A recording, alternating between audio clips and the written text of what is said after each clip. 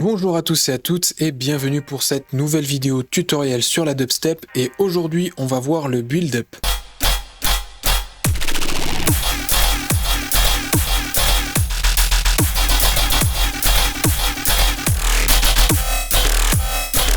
Le build-up est un moment très important en dubstep. Il va permettre de monter la tension avant le drop. En général, il est composé de deux parties. Il y a une partie build-up qui va s'accélérer et un pré-drop. Aujourd'hui, on va voir tout ça en deux parties, les percussions et le sound design comme d'habitude.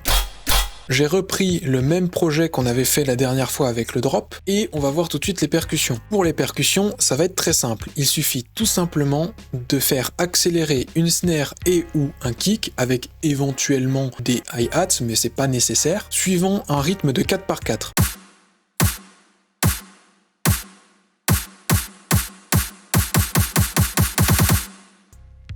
Comme vous pouvez le voir ici, au niveau du pré-drop, j'ai 3 kicks en triolet. Vous n'êtes pas obligé de faire en triolet comme ça, vous pouvez un petit peu faire ce que vous voulez. Vous pouvez éventuellement, à la place ici de faire 3 kicks en triolet, vous pouvez faire un triolet de tom avec high, low et middle. Cependant, je vous déconseille de faire ça avec une snare parce que la snare c'est ce qu'on entend le plus dans le build-up et il faut se débarrasser un peu de la snare pour mieux la faire revenir dans le drop. Maintenant qu'on a vu les percussions, qui étaient très simples et très faciles à faire, on va désormais voir le sound design. Pour le sound design, j'ai créé 2 sons supplémentaires et réutilisé un son de base. En premier son, on a un son blanc avec une sorte de variation dans le volume. En deuxième son, une espèce de growl extrêmement lent qui va monter, que ce soit en termes de pitch ou en termes de variation de la table d'onde.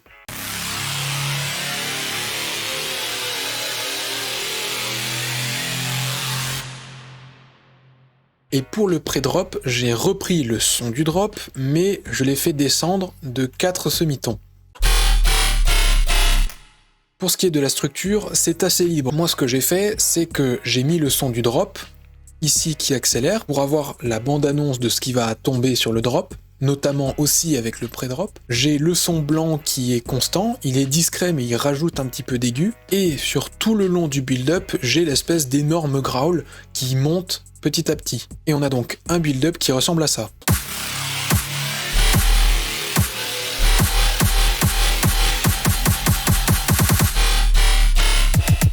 On a donc un build-up qui est déjà plutôt pas mal, je trouve. C'est en tout cas largement suffisant pour ensuite amorcer le drop. Et voici maintenant le build-up, le pré-drop et le drop que j'ai un petit peu allongé et modifié dans la deuxième partie puisqu'on avait fait juste cette partie ici.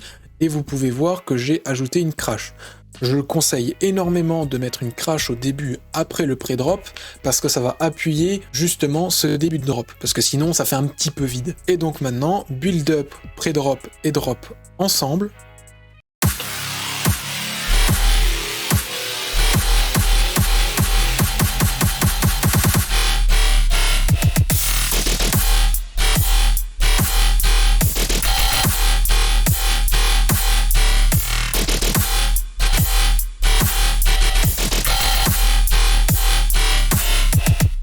Et voilà, c'est tout pour cette vidéo. Comme d'habitude, c'était court, c'était rapide, mais c'était efficace. Pour ce qui est des tutoriels dubstep, on va dire sur FL Studio en lui-même, il y en aura encore une, normalement sur le mixage, des astuces de mixage que je fais, mais il n'y aura plus de tutoriels de structure, de tutoriels réellement de sound design comme je faisais. Vous avez la base de la base, vous avez tout ce qu'il vous faut pour ensuite expérimenter, et c'est maintenant à vous de faire les choses. Pour ne rien rater des prochaines vidéos et des prochaines musiques, je vous conseille bien évidemment de vous abonner à la chaîne, c'est très important. Et sur ce, portez-vous bien et je vous dis à la semaine prochaine.